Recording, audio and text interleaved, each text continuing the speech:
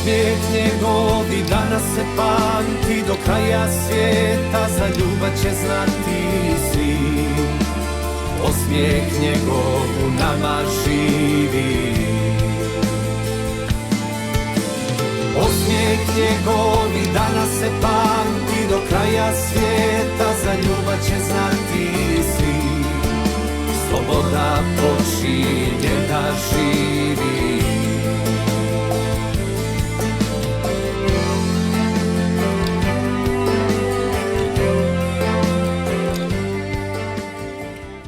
Sa negativa skinuto, pošto sam se ja seljakala, onda je to malo se pohabalo.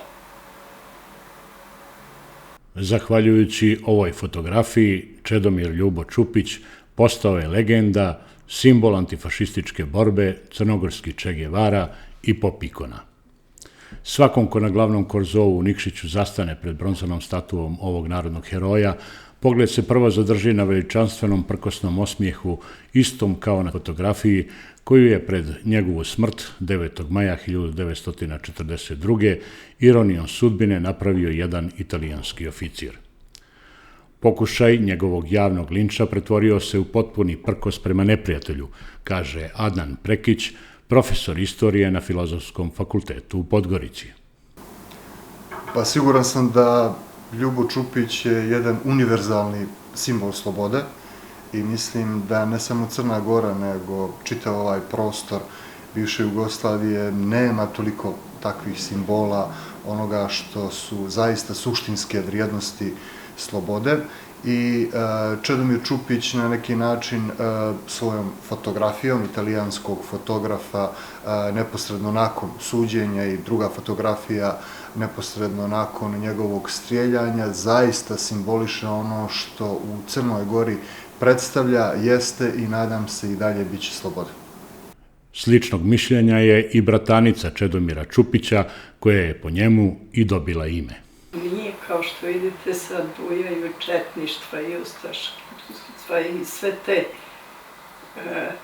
zaboravljene 50 godina grupe, da kažem, sad su ponovo oni tu, a to neko partizansko junaštvo i antifašizam nekako ide u drugi red.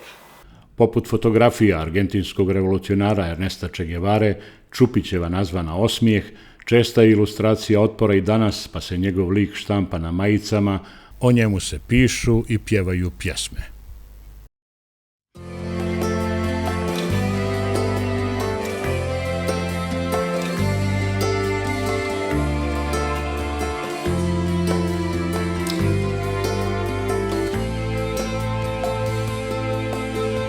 Ostale običan dan, zadnjih predstava sile i moći, sužavanje čula vida i slobode. Sloboda reče tad, dok smrt gleda u oči, dok poslednjemu sunce sja, dok poslednjemu sunce sja. Osmijeh njegov i danas se pamti, do kraja svijeta za ljubav će znati svi. Osmijeh njegov u nama živi. Osmijeh njegov i danas se pamti, do kraja svijeta za ljubav će znati svi. Sloboda počinje da živi.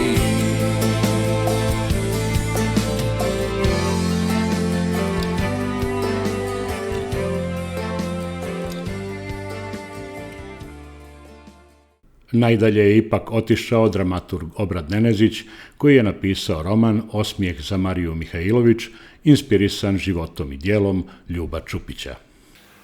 Pa znate kako, roman Osmijeh za Mariju Mihajlović nije istorijski roman, nego paraistorijski roman. Dakle, roman inspirisan likom i djelom Ljuba Čupića. Ono što je najteže napisati da je čitavcu zanimljivo jeste neki integrantan kraj ili neki kraj koji ne sluti. A mi u ovom slučaju imamo kraj. Znamo kako je završio Ljubo Čupić. I onda sam potpuno se fokusirao na to šta je bilo prije toga. A znajući da o Ljubu Čupiću ima vrlo malo podataka, ja sam negdje dao mašti na volju. I tako da sam uveo neke tragične momente koji izgleda ciklusno se dešavaju u Crnoj Gori, da li je to polovina 20. vijeka ili kraj 20. vijeka ili početak 20. vijeka i ko zna koliko događaja prije što je bilo i ko zna koliko nas čeka, tako da sam negdje kao dramaturg, prije svega kao zanatlija, povezao ta dva događaja, jer su negdje bili vremenski u likovima mogući i srodni, tako da sam se negdje na to fokusirao. Ja sam đak Aristotelov.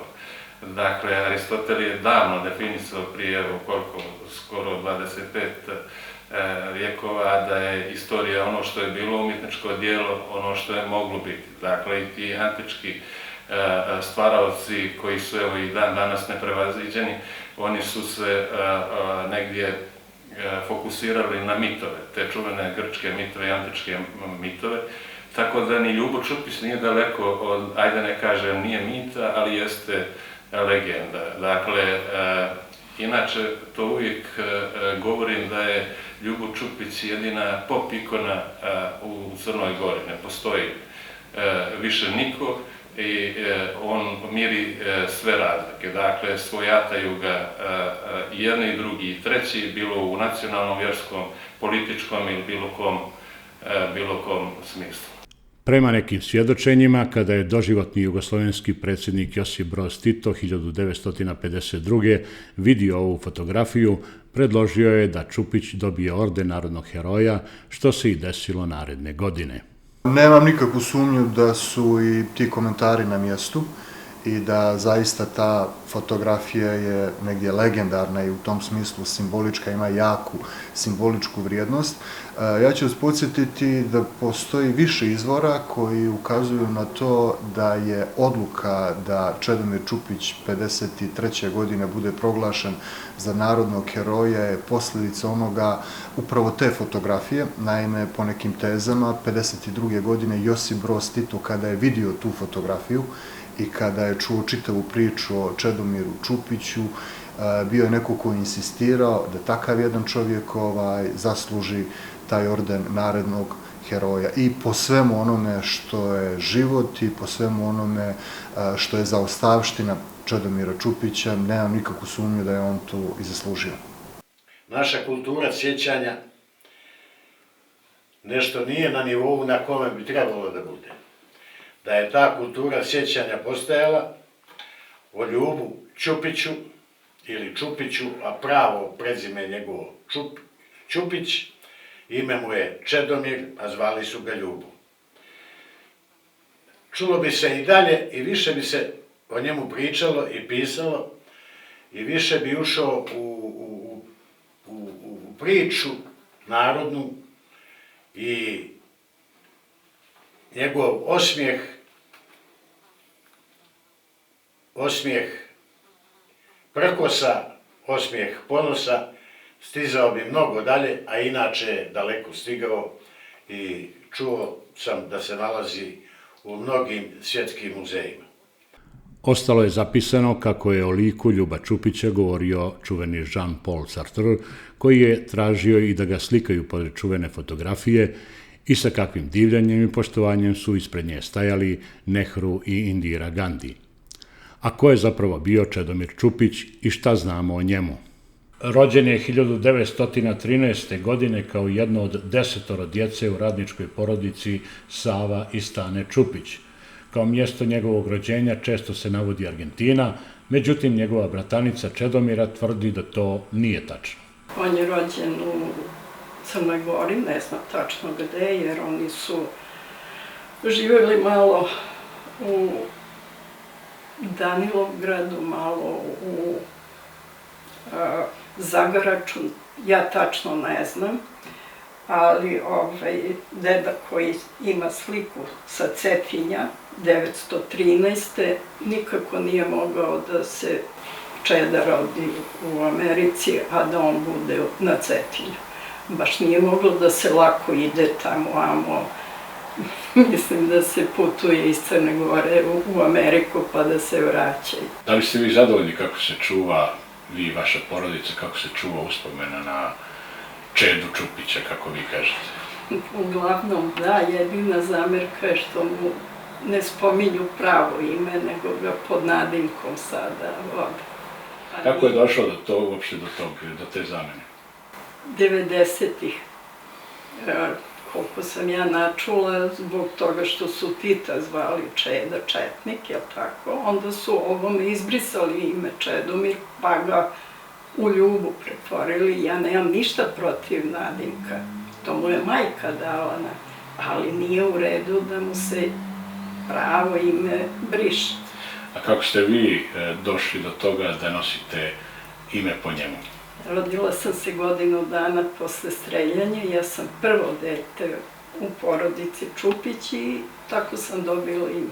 Čedomir Čupić kao istorijska ličnost nije osoba o kojoj postoji toliko istorijskih podataka, naime nekoliko je svjedočanstava i nekoliko izvora, međutim nemamo neke ozbiljnije istorijske izvore koji bi mogli da nam kažu ko je on i šta je on u stvari. Međutim, ono što sigurno znamo, to je znamo da je on neko ko je bio iz relativno bogate porodice, njegovi roditelji su živjeli i u Južnoj Americi, a postoje neke indicije da su bili u Sjevernoj Americi, što znači da kada su se vratili u Crnu Goru, kada su se vratili u Nikšić otprilike 30. godina 20. vijeka, da su oni bili imućna porodica, da je Čedomir Čupić u Nikšiću završio gimnaziju, nakon čega je otišao na fakultet, odnosno na studije prava u Beogradu. Podatak da je Čedomir Čupić rođen u Argentini datira iz onoga što su podaci na osnovu kojih je on proglašen za narodnog heroja, i to je taj izvor koji mi negdje koristimo, međutim prije nekoliko godina njegova da li sad, bliska rođaka, ajde tako da kažem, ona je izašla sa tom tezom da on nije rođen u Argentini, nego da je on rođen u Crnoj Gori 913. godine. Mislim da je taj podatak za historiografiju i za ono što je istorija potpuno irelevantan i da je, mislim, mnogo važnije ono što je u stvari nasljeđe Čedomira Čupića, a ne mjesto njegovog rođenja.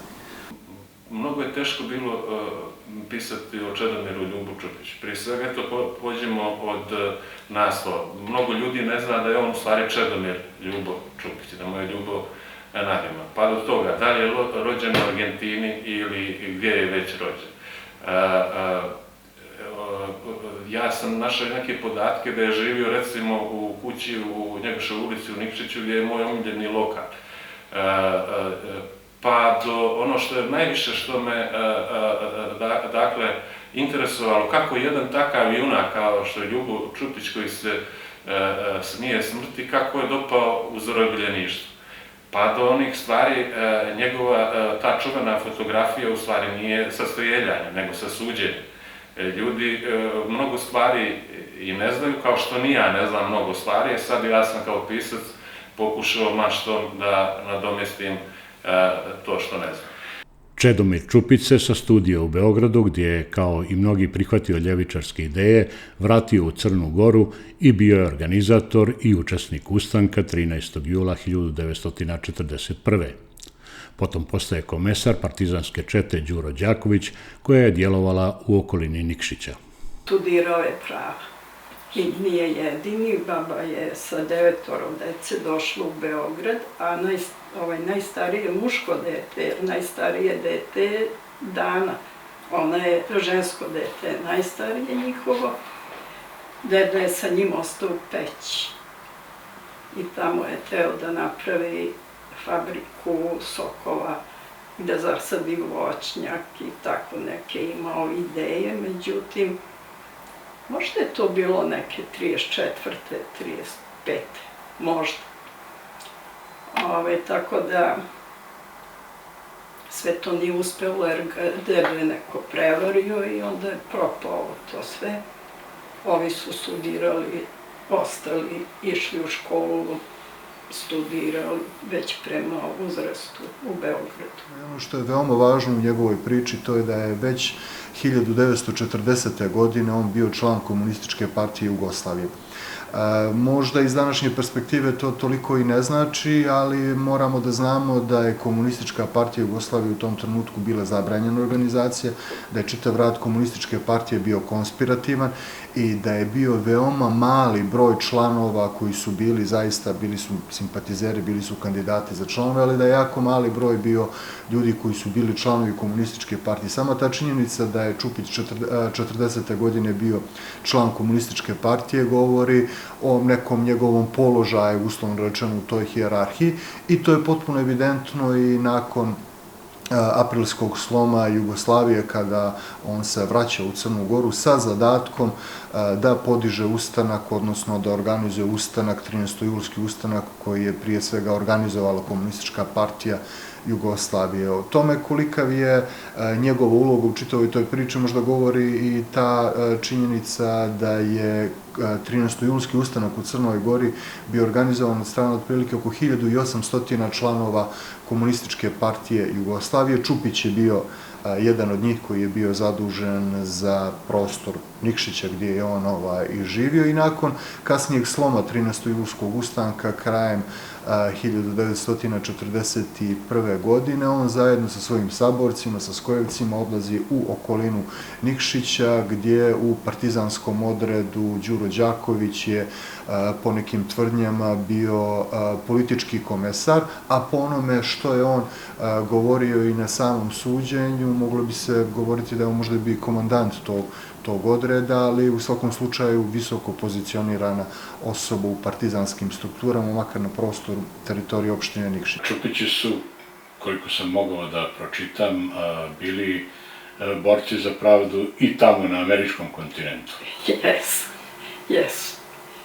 To mi je stric pričao da im je najteže bilo kad pošto je deda bio preduzimač pa je radio na pruzi, to je Južna Severna Amerika, kad radnici u štrajk krenu, traže veće plate, onda on stane na čelo svojih radnika, a onda deca idu i nose hranu radnicima da taj štrajk podrže, da ne bi ostali gladni, a da isteraju do kraja. Tako da je on bio uvek na čelu tih nekih radnika. Dakle, Čedomir je iz takvog okruženja potekao, da nije ni čudo kad se zatekao ovde, da se priključio borcima koji su se to vreme borili za progresivnu stvar, protiv fašizma. Ali kad je rat počeo, bio je u Peći, jer znam da su ga Šiptari, to jest Albanci, dali su besu da će ga prevesti u Crnu Goru bezbedno i tako su i uradili, tako da je on tako stigao u Crnu Goru. Komunistička partija prije Drugog svjetskog rata i za vrijeme Drugog svjetskog rata nije bila uređena partija kao što su danas uređene partije, pa se zna sve ko šta od opštinskih odbora pa do poslaničkih odbora, već to je bio jedan, njih je vezao taj neki oslobodilački motiv. I sami znate da je Crnogorski ustanak, 13. julski ustanak bio jedan najmnogoljudnijih ili po glavi stanovnika najmnogoljudnijih u Evropi. I šta se desilo posle tih prvih pobjeda, osvete fašista, pa posle tog razdora među ustanici. Dakle, i među samom partijom, taj 13. julski ustanak je donio razne nedoumice i raskrinkavanje. Tako da ja nikad nisam mogao da pojmim Ljuba Čupića kao nekog stereotipnog komunista. U borbi sredinom aprila 1942. Čupić je zarobljen, a nakon suđenja u Nikšiću strijeljan je 9. maja. U borbi na Žirovnici, odnosno na Kabilnoj Glavici, učestvovao i moj otac i neki moji rođaci. Ljubo je tada ranjen i zarobljen, a zajedno sa njim i Joka Baletić, djevojka sa nepunih 18 godina. I u aprilu 1942. godine, nakon jednog sukoba i obračuna sa četničkim formacijama koje su tada bile u službi italijanskog okupatora, zajedno sa mladom skojevkom, 17-godišnjom Jokom Baletić, uhapšen je i prebačen u Nikšić gdje su mu sudili. Istog dana kada je Čupić strijeljan na drugom kraju grada ispod Trebjese, popodne je obješena njegova partijska drugarica, 17-godišnja omladinka Joka Baletić, koja je uhapšena zajedno sa njim. Istorija je pamti kao djevojku koja je, prkoseći neprijatelju, sama sebi stavila omču oko vrata. Baletić nije nikad dobila orden narodnog heroja kao Čupić, ali su njihova imena uklesana jedno do drugog na monumentalnom spomeniku palim borcima u Nikšiću. Nikšićani dobro znaju, dok je trajalo suđenje u sali pozorišta, da su mnogi aplaudirali kada mu je izrečena smrtna presuda. A dok su mu izrekli smrtnu presudu, Ljubo se tako ponosno i dostojanstveno držao, kao da ide na svadbu. Bilo je puno očevidaca, međutim, teško je do istine doći, istina se teško izgovara, ti očevici nijesu rekli neke prave istine. Bilo je tu domaćih izdajnika čija imena zbog njihovih potomaka nijesu htjeli da pominju, pa se zna i prilikom vješanja Joke Baletić, koja je po meni isto mogla biti proglašena narodnim herojem, da je bio jedan koji je, da bi se iživljavao pred italijanskim okupatorima, trzao joj noge na vješaliku. Pa mi nemamo sad neke prvorazredne istorijske izvore, da kažemo imamo zapisnik sa tog suđenja ili sve te stvari koje su pratili to, međutim imamo niz svjedočanstava zato što je to suđenje bilo javno, jer je i suština tog suđenja bilo da se Čedomir Čupić i Joka Baletić, uslovno rečeno, obilježe među stanovništvom i da im se na neki način tim javnim suđenjem stavi ta javna krivica. Na njihovu sreću to suđenje se pretvorilo u jednu suprotnost, zato što je po svim tim svedočenjima Čedomir Čupić se, da kažemo, hrabro držao i bio jako oštar prema svojim tužiocima, da tako kažem. U jednom trenutku, evo ja ću parafrazirati, možda neću citirati te njegove riječi, on je rekao: ja sam partizanski komandant, vi ste nacionalisti i sluge okupatora i prezirem vas kao ljude i kao osobe. I na taj način te riječi možda najbolje govori i svjedoče onome šta je on osjećao prema njima i kako se odnosio prema njima, a na taj način o tome govori i ova sekvenca od 9. maja 1942. godine kada su ga istreljali, kada su tadašnji svjedoci govorili da je on na strijeljanje krenuo kao na svadbu. Mislim, jeste malo u tim situacijama kada govorimo to preveliko poređenje, ali negdje slikovito govori njegov odnos i prema tom suđenju i prema svemu onome što je on govorio. Tu, mislim, ima isto jedan zanimljiv detalj koji, čini mi se, do sada nije problematizovan, a to je ta činjenica da je italijanski fotograf koji je pravio fotografije Čedomira Čupića, postoje dvije fotografije, u stvari postoje više fotografija, međutim na tim fotografijama Čedomir Čupić se pojavljuje na jednom fotografiji sa bradom, a na drugoj fotografiji se pojavljuje obrijan. Fotografija na kojoj je on obrijan je fotografija od 9. maja 1942. godine kada ga oni strijeljaju. Tako da ja pretpostavljam da je ova fotografija ona najpoznatija fotografija u kojoj on stoji sa vezanim rukama i sa lancima, da je to fotografija sa suđenja koje se održalo nekoliko dana ranije, a da je ova druga fotografija na kojoj je on obrijan, da je to fotografija od 9. maja 1942. godine kada je on ubijen, odnosno kada je on strijeljan, a na istom tom suđenju osuđena na smrt, doduše vješanjem, osuđena je i druga narodna heroina Joka Baletić, koja se isto tako hrabro, uslovno rečeno, držala kao i Čedomir Čupić, i po nekim svjedočenjima Joka Baletić je sama uzela omču i stavila je za vrat omču kojom su joj četnici oduzeli život. Italijani su imali taj vod za streljački, a četnik ga je overio, u stvari ubio. Oni nisu, Italijan ga je i slikao, ova slika je napravljena od nekog novinara italijanskog koji je rekao, ako vi ovakve ljude ubijate, kakva ste vi to zemlja?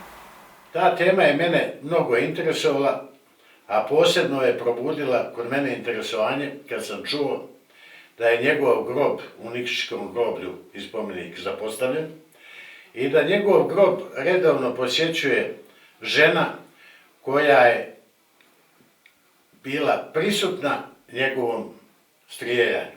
Ona je tada bila djevojčica i ona je iz poštovanja i ljubavi i patriotizma, a zove se Gara Abramović, redovno svake godine na dan Ljubove pogibije nosila krpu, kantu vode i karanfil da položi na njegov grob. To me motivisalo da napravim reportažu o Ljubu. Kad je Ljubo strijeljan, ja sam imala nepuno 9 godina.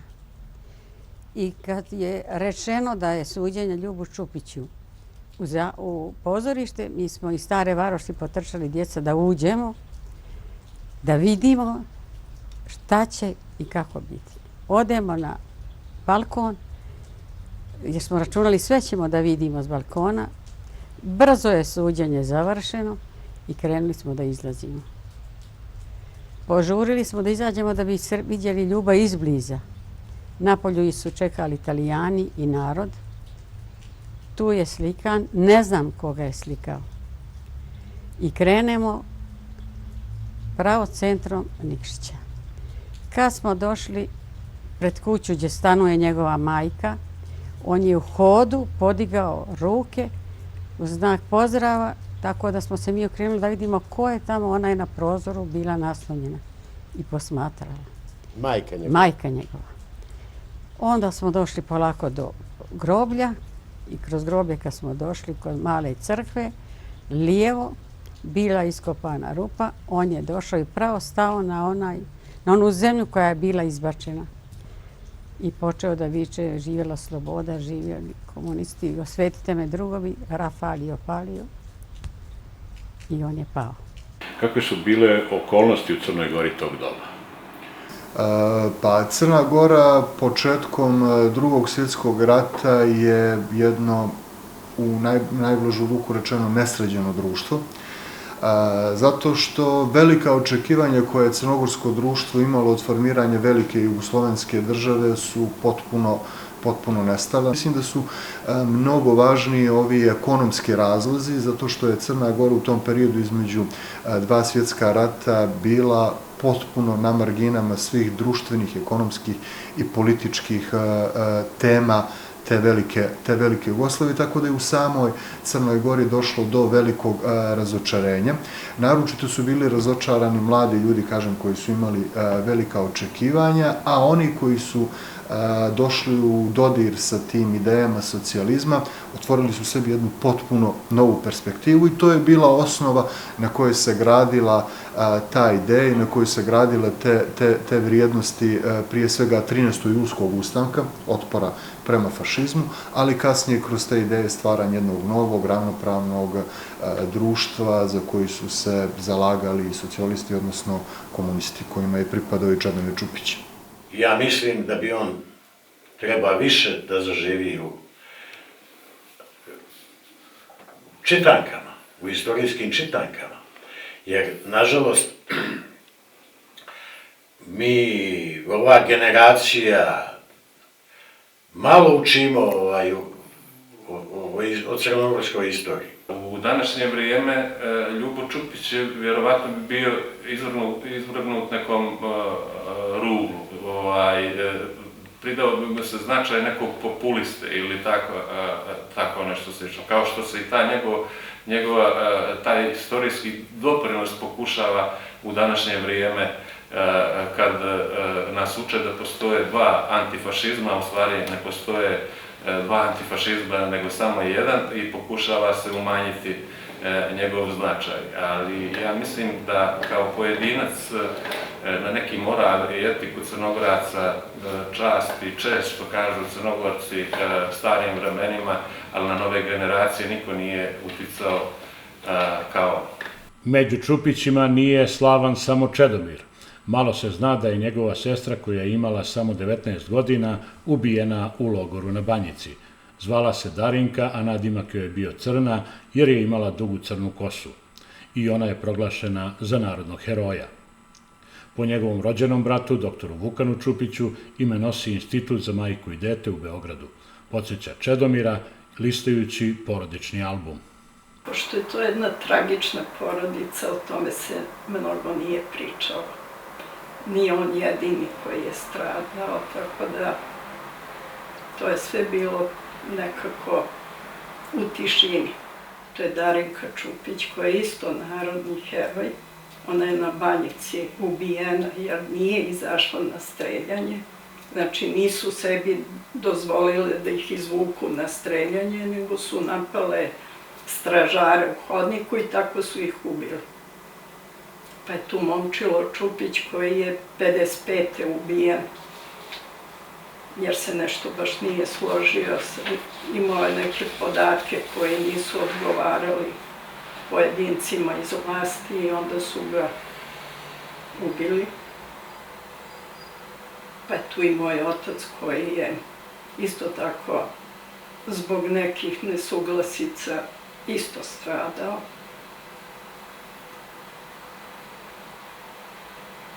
Pa je tu Martin koji je bio jako mlad kad mu je brat streljan, koji je prišao stricu četniku, pa je i on zaboravljen, a bio je isto član. Jedan od braće je i doktor Vukan Čupić, po kome Institut majka i dete nosi ime. To je svetski priznat projekat i u svim republikama je napravljen institut. Znači, sve republike imaju Institut majka i dete. Mislim da se danas nameću mnogo više nekih ličnih vrijednosti koje se nameću nego onih vrijednosti koje trebaju da budu kroz školski i obrazovni sistem, kroz porodični sistem vrijednosti i tako dalje. Sistem vrijednosti društvenih mreža je potpuno, da ne kažem, sumnjiv. Tako da ja vjerujem da tom dijelu antifašističke prave Crne Gore, ono što sam prije rekao, da ne postoje dva antifašizma nego samo jedan, jer antifašističkoj Crnoj Gori, on znači što je značio uvijek, dakle, neki temelj ili za mladi ljudi što bolje razumiju pop i ko. Koliko je snažan taj istorijski revizionizam danas u Crnoj Gori? Pa Crna Gora je dugo godina bila jedina, ako ne rijetka republika bivše Jugoslavije u kojoj su primjeri istorijskog revizionizma na neki način bili marginalni. Crna Gora je u značajnom dijelu neki svoj savremeni, građanski, multikulturni identitet gradila na tim vrijednostima antifašizma i u tom smislu taj istorijski revizionizam nije bio negdje frekventan i nije bio dio negdje nekog javnog diskursa. Nažalost, posljednjih nekoliko godina svjedoci smo da imamo sve više primjera tog jednog očiglednog istorijskog revizionizma. Nažalost, to je nešto sa čime se mi suočavamo i taj istorijski revizionizam je nešto što je činjenica, od toga ne možemo bježati i toga moramo biti svjesni i svakodnevnim pričama, između ostalog i o Čedomiru Čupiću, na neki način se moramo boriti protiv toga. Čedo ili Ljubo je u centru Nikšića dobio spomenik tek 13. jula 2018. na Crnogorski dan državnosti. Spomenik je rad Zlatka Glamočaka, a urađen je prema idejnom projektu Mihaila Radojičića. Pošta Crne Gore je 2013. izdala markicu sa likom Čupića. Ponovo se pjevaju pjesme i nose majice sa njegovim prkosnim osmijehom. Pa se nameće pitanje da li su ugrožene vrijednosti za koje se on borio i šta on danas znači za Crnogorce i za sve druge antifašiste. Prva i osnovna stvar da bi vi mladim ljudima mogli da objasnite, da im na neki način približite neke vrijednosti antifašizma, vi morate da im date neki simbol na osnovu koga će se oni identifikovati sa tim. Mislim da je upravo simbol Čedomira Čupića, njegove zavezane ruke, njegov prkosni osmijeh i sve ono što je on uradio, simbol tih slobodarskih tradicija i simbol antifašističke Crne Gore. Pa ja sam skoro bila, kad su tu skulpturu njegovu otvarali, ja vidim da su oni jako ponosni na njega, da to njima puno znači.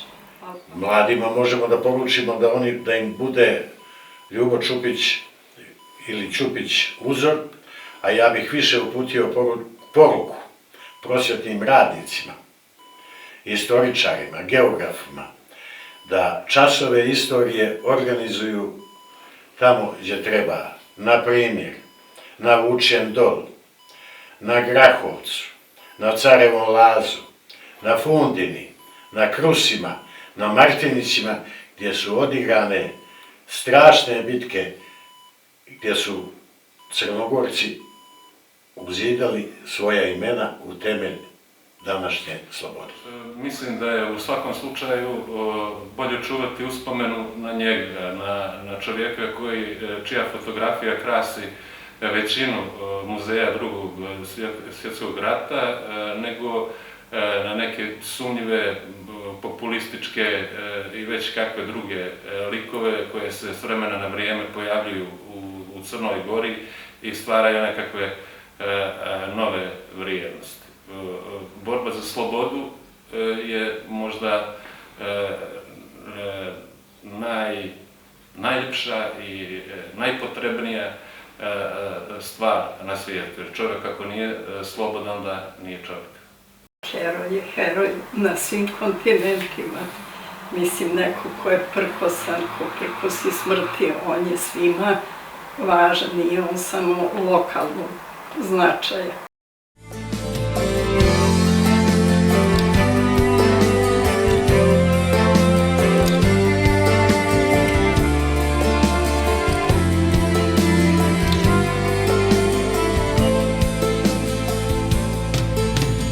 Okovi mu ruke stežu, dok kaput na vjetru vijori, predstavi se bliži kraj, počeo je sudnji dan. Pucanj začu se tad, začelate rutinski dan, ubiše mu osmijeh taj, ubiše mu osmijeh taj. Iako namjera bješe loša, tadoše život slobodi, otac za ljubav svako zna, otac za ljubav svako zna. Osmijeh njegov i danas se pamti, do kraja svijeta za ljubav će znati svi. Osmijeh njegov u nama živi. Osmijeh njegov i danas se pamti, do kraja svijeta za ljubav će znati svi. Sloboda